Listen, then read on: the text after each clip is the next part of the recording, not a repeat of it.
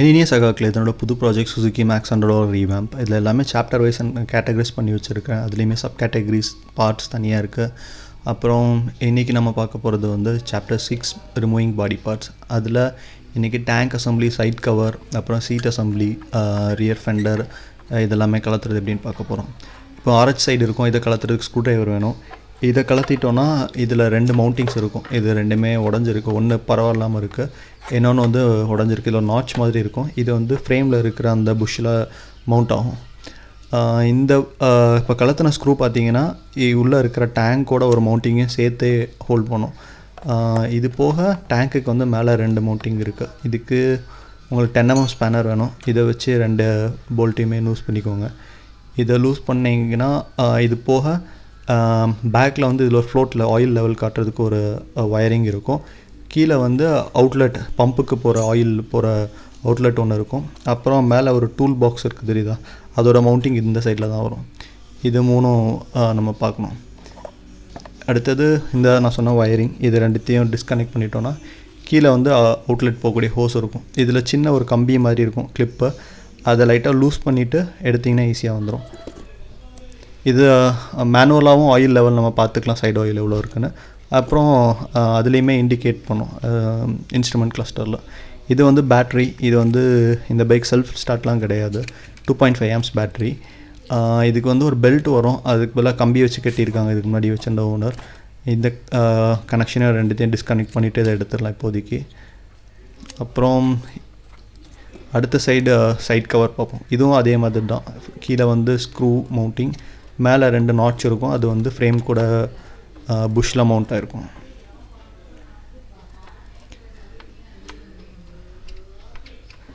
இதை எடுத்து முடித்ததுக்கப்புறமா மேலே இருக்கிற மவுண்டிங்கையும் நம்ம ரிமூவ் பண்ணோம். அந்த சைடை கம்பேர் பண்ணும்போது இந்த சைடு ஓகே தான், ஆனாலுமே பாதி போன கண்டிஷனில் தான் இருக்குது. இது 2 தான் அந்த மவுண்டிங்ஸ். அப்புறம் இது பார்த்திங்கன்னா ஏர் ஃபில்டருக்கு வந்து 2 மவுண்டிங் வரும். ஒரு ஸ்க்ரூ ஆல்ரெடி கீழே விழுந்துருக்கு, மிஸ் ஆகிருக்கு. இது வந்து நார்மல் ஸ்க்ரூ ட்ரைவர் வச்சு கலத்திக்கோங்க. இது ரெண்டும் போக ஃப்ரண்ட்டில் கார்பரேட்டர் ஏரியாவில் ஒரு மவுண்டிங் வரும். அதில் ஒரு கிளிப்பை வச்சு மவுண்ட் பண்ணியிருப்பாங்க. இதில் அந்த கிளிப் மிஸ்ஸிங், அது ஒன்று புதுசு தான் வாங்கணும். ஒரு சில இடத்துல ஸ்க்ரூஸ் போட்டிருப்பேன், ஒரு சில இடத்துல 10 mm போல்ட் வச்சுருப்பேன். இதுதான் அந்த மவுண்டிங் நான் சொன்னது, கார்பரேட்டரில் வரக்கூடியது. அப்புறம் இதுதான் டூல் பாக்ஸ். அந்த சைடு ஆயில் டேங்க் கூட கனெக்ட் ஆகிடுச்சுல, அதுவும் சேஸ் கூடயும் கனெக்ட் ஆகிருக்கும். அப்புறம் சீட்டை ரிமூவ் பண்ணுறதுக்கு பார்த்தீங்கன்னா இந்த சைடு ஃப்ரேம் கூட இது மவுண்ட் ஆகிருக்கும். இங்கே ஃப்ரேமோட எண்டில் இருக்கிறது தான் சீட்டோட மவுண்டிங். அப்புறம் இதுக்கு வந்து 13 mm அப்புறம் 12 mm இன்கேஸ் மாற்றி கூட போட்டாலும் மவுண்ட் ஆகும். இதுக்கு முன்னாடி இருந்த ஓனர் பார்த்திங்கன்னா இப்படி போட்டு வச்சுருக்காங்க. இது வந்து போல்ட்டு அப்புறம் நட்டு நம்ம டைட் பண்ணுறது ப்ரொட்டூட் ஆகி வெளியே அசிங்கமாக தெரிஞ்சிட்ருக்கோம். என்னோடய இது எல்லாமே பார்த்திங்கன்னா உள்ளே போகிற மாதிரி தான் நான் மவுண்ட் பண்ணேன் மேக்ஸிமம். இது ஈஸியாக இருக்குன்றதுக்காக அப்படி மவுண்ட் பண்ணியிருக்காங்களா என்னென்னு தெரில. ஆனால் நான் மவுண்ட் பண்ணுறப்போ அப்படி தான் மவுண்ட் பண்ணுவேன். இது 2 மவுண்ட் பண்ணிட்டீங்கன்னா இதோட பேசிக் ஸ்ட்ரக்சர் எப்படி இருக்குன்னா, ஃப்ரண்ட்டில் ஒரு சீட்டுக்கு உட்காரோம்ல, அந்த இடத்துல கீழே வந்து டேங்க்கு கீழே ஒரு மவுண்டிங் இருக்கும். ரியர் எண்டில் ஒரு சீட்டில் கிளாம்ப் அப்படியே ஸ்பிட் ஆகி ஒரு ப்ராக்கெட்டில் வந்து இந்த சேஸ் கூட கனெக்ட் ஆகி தான் அந்த ப்ராக்கெட்டை பேக்கில் தூக்கிட்டு ஃப்ரண்ட்டில் இழுத்திங்கன்னா ஈஸியாக வந்துடும். இது சீட் அசம்பிளி தனியாக வீடியோ இருக்குது, அதில் பார்த்துக்கலாம். அப்புறம் பேட்ரி பாக்ஸ் பார்த்திங்கன்னா கீழே ரஸ்ட்டு இதாகி போயிடுச்சு, இதை கலத்த முடியல, ஏன்னா டூல்ஸ் என்கிட்ட மேக்ஸிமம் இல்லை. அப்புறம் மேலே ஒரு மவுண்டிங் வரும், இது 10 mm வச்சு மவுண்ட் பண்ணோம். இதுவும் இப்போதைக்கு என்னால் முடியல, அதனால் டிங்கரிங் ஒர்க் ஷாப்பில் கொடுத்தாங்க, மாட்டினேன். ஆனால் ஒரு சில வண்டியில் பார்க்குறப்ப வந்து பிளாஸ்டிக் அசம்பிளிக்கு பதிலாக ஒரு ப்ராக்கெட் அசம்பிளி வருது, அதில் தான் பேட்டரியை உட்கார வைக்கிறாங்க. அது நான் புதுசு மாட்டுறப்ப நான் உங்களுக்கு காட்டுறேன். அப்புறம் இது வந்து ரியர் மட்கார்ட் அசம்பிளி. இந்த மட்கார்ட் பார்த்திங்கன்னா பிளாஸ்டிக் தான், RX100 மாதிரி மெட்டல்லாம் இல்லை. இது 2 ஸ்ப்ளிட்டாக இருக்கும். இந்த பாதிக்கு மேலே ஒன்று, பாதிக்கு கீழே வந்து இன்னொன்று ஃப்ரண்ட் ஸ்விங்காம் அசம்பிளி வரைக்கும் ஒரு அசம்பிளியாக தனியாக இருக்கும். இதுக்கு பார்த்திங்கன்னா எக்ஸ்டென்ஷன் அப்புறம் உள்ளே இருந்த யூஸ் பண்ணாத எல்லா டூலுமே எடுத்து முடிஞ்ச அளவுக்கு ராடை எக்ஸ்டெண்ட் பண்ணி இதை கலத்தினேன். இது வந்து 10 mm ஸ்பேனர் வச்சு தான் கலத்தணும். இதே போல் 2 எண்ட்லேயுமே கலத்தணும். இதை கலத்தி முடிச்சிங்கனாலே டக்குன்னு மொத்த மட்கார்ட் அசம்பிளியுமே அப்படியே கீழே உள்ள ஆரம்பிச்சிடும். இதில் வாஷரும் போட்டிருப்பாங்க, மற்றபடி இது ஃபுல் செட்டுமே பிளாஸ்டிக் தான். அப்புறம் இது வந்து டெய்ல் லைட் அசம்பிளி. அப்புறம் இது இண்டிகேட்டர் அசம்பிளி. 2 இண்டிகேட்டர் லைன் வரும், நெகட்டிவ். இன்னொன்று வந்து எர்த் பண்ணியிருப்பாங்க நெகட்டிவை. இது வந்து 2 பாசிட்டிவ் லைன். அப்புறம் இது பார்த்தீங்கன்னா டெய்ல் லைட்டுக்கு மொத்தம் 3 லைன் வரும். ஒன்று வந்து எர்த்து, இன்னொன்று வந்து ஹெட்லைட் போட்டால் எரியுது, இன்னொன்று பிரேக் போட்டால் எரியுது. இது வந்து ஒயரிங் எல்லாம் மிஸ் ஆகாமல் இருக்கிற கிளிப் பண்ணியிருப்பாங்க.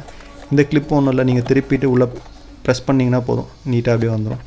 நிறைய இந்த ஸ்பேர்லாம் கிடைக்கல, நான் வந்து டேக் போட்டு டைட் பண்ணி வச்சுருந்தேன், அதெல்லாம் அசம்பிளி வீடியோவில் பார்க்கலாம். அப்புறம் இது முடிச்சதுக்கப்புறம் இந்த பீஸு இது ரெண்டுமே அப்படியே லைட்டாக கம்ப்ரெஸ் பண்ணிங்கன்னா அப்படியே மடக்குனிங்கனாலே ஈஸியாக வந்துடும். ஏன்னா பெருசாக மவுண்டிங்ஸ் எதுவும் கிடையாது. இது அவ்வளோதான். இதுக்கப்புறம் பார்த்தீங்கன்னா ஃபியூல் டேங்க். இது வந்து இன்கேஸ் சாவி எதுவும் ஆன் பண்ணி பேட்ரி இல்லை, ஆனால் இன்கேஸ் இதில் ஒர்க் பண்ணுறப்போ சாவியை ரிமூவ் பண்ணிக்கோங்க, பைக் சாவியை. அப்புறம் ஸ்பார்க் ப்ளக்கையும் முடிஞ்சால் ரிமூவ் பண்ணிக்கோங்க. பெட்ரோலை கம்ப்ளீட்டாக ட்ரெயின் பண்ணிக்கோங்க. ட்ரெயின் பண்ணிவிட்டு பெட்ரோல் ஆஃப் கண்டிஷனில் வச்சுட்டு ஃபியூல் லைன்ஸ் எடுத்து விட்ருங்க. இதில் ஃப்ளோட் எதுவுமே கிடையாது, அதனால் அது நமக்கு பார்க்க தேவையில்லை. அப்புறம் இதில் 2 10mm போல்ட்டை வச்சு டைட் பண்ணியிருப்பாங்க. அதுலேயுமே ரப்பர் மவுண்டிங்ஸ், அப்புறம் ரப்பர் வாஷர்ஸ் எல்லாமே வரும். இந்த 2 10mm எடுத்துட்டோன்னா ஃப்ரண்ட்டில் இன்னொரு மவுண்டிங் இருக்கும், அதில் ஒரு சின்ன ஸ்டெம் மாதிரி இருக்கும், அதில் மவுண்ட் பண்ணியிருப்பாங்க. நான் அது காட்டுறேன். அப்புறம் இந்த 10mm போல்ட் ரெண்டுமே எடுத்துக்கோங்க.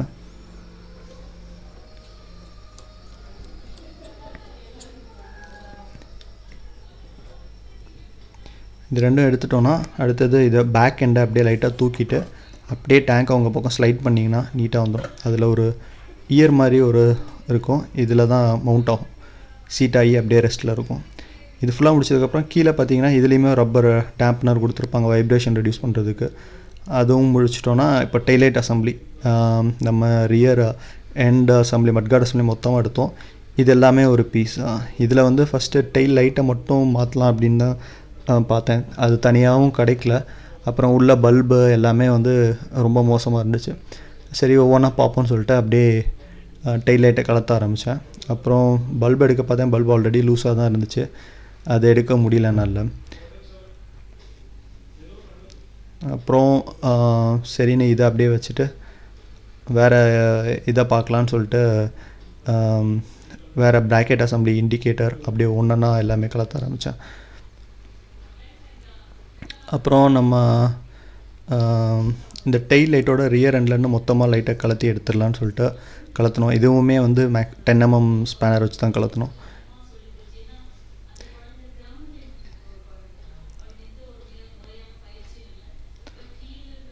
இந்த ஃபுல் அசம்பிளி எடுத்ததுக்கப்புறமா ஒயரிங்ஸ் இருக்கும், ஒயரிங்ஸையும் மொத்தமாக எடுத்துக்கோங்க. இதில் பார்த்தீங்கன்னா ப்ராப்பராக இந்த வைப்ரேஷன் ரெடியூஸ் பண்ணுறதுக்கு ஒரு ஃப்ளாப் மாதிரி கொடுத்துருக்காங்க. அப்புறம் ஒயரிங் போகிறதுக்கு, தண்ணி பட்டுச்சுன்னா உள்ளே போகாமல் இருக்கிறதுக்கு எல்லாமே அதை வச்சு கவர் பண்ணி ப்ராப்பராக சீல் பண்ணியிருப்பாங்க. இது டூப்ளிகேட் பார்த்தீங்கன்னா ரொம்ப மோசமாக இருக்கும், அது நான் அப்புறம் அந்த வீடியோவில் காட்டுறேன். இதுதான் நான் சொன்ன மவுண்டிங். நம்பர் பிளேட்டுக்கு ரீஇன்ஃபோர்ஸ்மெண்ட்டுக்கு ஒரு ப்ராக்கெட் கொடுத்துருப்பாங்க பேக் எண்டில். இதுதான் மெயின் ப்ராக்கெட், இதில் தான் நம்பர் பிளேட் வரும், சைடில் இண்டிகேட்டர்ஸ் வரும். இதில் இன்னொன்று என்னென்னா இண்டிகேட்டர் இருக்கிறப்ப சைடில் அப்படியே அசிங்கமாக போகிறது தெரியும். நான் என்ன பண்ணேன்னா இந்த இதுக்கு பின்னாடி அப்படியே ஒரு ஹோல் ட்ரில் பண்ணி நம்பர் பிளேட்டுக்கு பின்னாடி ஒயரை மறைஞ்சிற மாதிரி ஒயரிங் இண்டிகேட்டரோட லைன் எடுத்துகிட்டு போய் மேலே இருக்க டெய்லைட் அசம்பிளி கூட லிங்க் பண்ணி விட்டு அப்படியே மேலே கொண்டு போயிட்டேன். இதுக்கு பார்த்தீங்கன்னா நீங்கள் 10mm ஸ்பேனரை வச்சு பேக் அண்ட் ஃப்ரண்ட் ரெண்டுமே ஹோல்ட் பண்ணி கலத்துற மாதிரி இருக்கும். அப்புறம் இது வந்து இப்படி ஹோல்ட் பண்ணி கலத்துறதுக்கு தான் கொஞ்சம் கடுப்பாக இருந்துச்சு. அப்புறம் என்ன பண்ணேன், வெல் நெட் எடுத்துகிட்டு இது அந்த பேக்கில் ஒன்று இருக்குல்ல, அதில் எல்லாத்துலேயுமே 4 பக்கமே நான் வந்து வெல்ட் பண்ணி விட்டுட்டேன். ஏன்னா நீங்கள் இங்கே பேக்கில் ஸ்பேனர் பிடிக்கணும்னு அவசியம் இல்லை, 4 பக்கமும் நீங்கள் போல்ட்டை போட்டுட்டு அப்புறம் ஒவ்வொன்றா நார்மல் ஹேண்ட் டைட் பண்ணிவிட்டு அப்புறம் நீங்கள் நார்மலாக டைட் பண்ணிட்டீங்கன்னா ஈஸியாக இருக்கும். அது கொஞ்சம் தேவையில்லாமல் இருந்த மாதிரி தோணுச்சு. அப்புறம் அது முடித்ததுக்கப்புறமா இதுதான் அந்த சாரி கார்டு, அந்த அசம்பிளி கூடலாம் இருந்தது.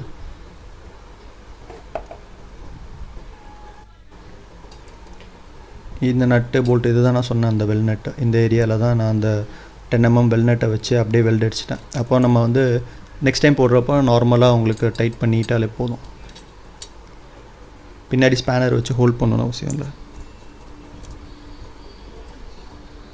இது முடிச்சதுக்கப்புறம் டெய்ல் லைட் அசம்பிளி. இந்த பல்ப் எடுக்க முடியல நம்மளால், அதனால் இங்கேருந்து மொத்த அசம்பிளியுமே மொத்தமாக எடுத்துடலான்னு பார்த்தேன். இதுக்கு வந்து நார்மல் ஸ்க்ரூ ட்ரைவர் வேணும். ஆனால் புது மாடல் பார்த்திங்கன்னா இதுக்கும் அதுக்கும் சம்மந்தமே இருக்காது. பின்னாடி இருக்குல்ல அந்த போல்ட், இதோட எக்ஸ்டென்ஷன் லென்த்தை கம்மி பண்ணியிருந்தாங்க. இதில் 10mm இருக்குன்னா அதில் 8mm போட்டிருந்தாங்க, திக்னஸ் கம்மி பண்ணியிருந்தாங்க, வாஷரோட திக்னஸ்ஸு. போல்ட் வந்து பார்த்திங்கன்னா 10mm போல்ட் போடுறதா இருந்தால் 8mm போல்ட்டு போட்டு வச்சுருந்தாங்க. இந்த மாதிரி எல்லாமே காஸ்ட் கட்டிங் என்னெல்லாம் பண்ண முடியுமோ அதெல்லாம் பண்ணியிருந்தாங்க. இதில் பார்த்தீங்கன்னா அந்த ரப்பர் பீடிங் ஒன்று கொடுத்துருந்தாங்க. இது வந்து தண்ணி உள்ளே போகாமல் இருக்கும். நீங்கள் பழைய இண்டிகேட்டர்லாம் பார்த்து மழை பெஞ்சதுன்னா உள்ளே கொஞ்சம் ஃபாகியாக இருக்கும். அந்த மாதிரிலாம் இல்லாமல் வைப்ரேஷனில் ஒரு சின்ன நாய்ஸ் வரும். அதெல்லாம் ரெடியூஸ் பண்ணுறதுக்கு தான் இந்த ரப்பர் போட்டிருந்தாங்க. ஆனால் இதெல்லாம் இந்த புது இண்டிகேட்டர்ஸில் சுத்தமாகவே இல்லை. அதனால நான் பழசை ரீஸ்டோர் பண்ணலான்னு ட்ரை பண்ணேன். ஆனால் முடியல. இது வந்து எதுவுமே அந்தளவுக்கு கிடைக்கல. சரின்னு சொல்லிட்டு நெக்ஸ்ட்டு இதை அப்படியே வச்சுட்டேன். முடிஞ்சால் பார்ப்போம், ரீஸ்டோர் பண்ண முடிஞ்சால் வேறு தனி வீடியோ போடுறேன். அப்புறம் இதை முடிச்சுட்டு இண்டிகேட்டர் ப்ராக்கெட்டு, இதுலேருந்து இண்டிகேட்டர் காலத்தை பார்த்தேன், சுத்தமாகவே முடியல. அப்புறம் கட்டிங் மிஷின் எல்லாம் என்கிட்ட இல்லை. அதுக்கப்புறம் நிறைய டூல்ஸ் நான் இது ஏன்னா சும்மா போயிட்டு பைக்கை டக்குன்னு தூக்கிட்டு வந்துட்டேன். ஏன்னா டூல்ஸ் எல்லாம் நான் எடுத்துகிட்டு வரல. எடுத்துகிட்டு வந்ததுக்கப்புறமா பார்த்துக்கலான்னு விட்டுட்டேன். இப்போதைக்கு பெயிண்டிங்க்கு கடையில் ரெடி பண்ணி கொடுக்கணுன்னு சொல்லிட்டு இதை எடுத்துகிட்டு போனேன். அப்போ டிங்கரிங் ஒர்க் ஷாப்பில் இதை கொடுத்துட்டேன். அவங்க கட் பண்ணி பெயிண்ட் பண்ணி கொடுத்தாங்க. அப்புறம் அந்த எண்டுமே அப்படியே உடஞ்சி ஸ்டக் ஆகி தான் இருந்தோம். ரெண்டுமே அப்படி தான் இருந்துச்சு. லாஸ்ட் பார்த்திங்கன்னா மட் ஃப்ளாப்பு. இந்த மட் ஃப்ளாப்புக்கு வந்து ரியர் மட்கார்ட் அசம்பிளியில் 3 ஹோல் போட்டிருப்பாங்க. இது கூட இந்த 3 நட்ஸ் அண்ட் போல்ட் அசம்பிளி, அப்புறம் வாஷர். ஆனால் அதை ஹோல்ட் பண்ணுறதுக்கு வாஷர் வேணும், அதையும் பண்ணி மாட்டியிருப்பாங்க. இதுக்கு 10mm ஸ்பேனரை வச்சு 2 பக்கம் வச்சு கலத்திடுங்க. அப்படி இல்லைன்னா வேறு அசம்பிளி ஸ்க்ரூ, அப்புறம் பேக்கில் ஒரு 10mm போல்ட்டை வச்சு இல்லை நட்டை வச்சு கூட மாட்டலாம். அது எப்படி நமக்கு ஸ்க்ரூ அவைலபிலிட்டி இருக்கோ அதுக்கேற்ற மாதிரி மாட்டிக்கலாம். இதோடய அந்த வீடியோ முடிஞ்சுது. வேறு வீடியோவில் பார்ப்போம் நம்ம.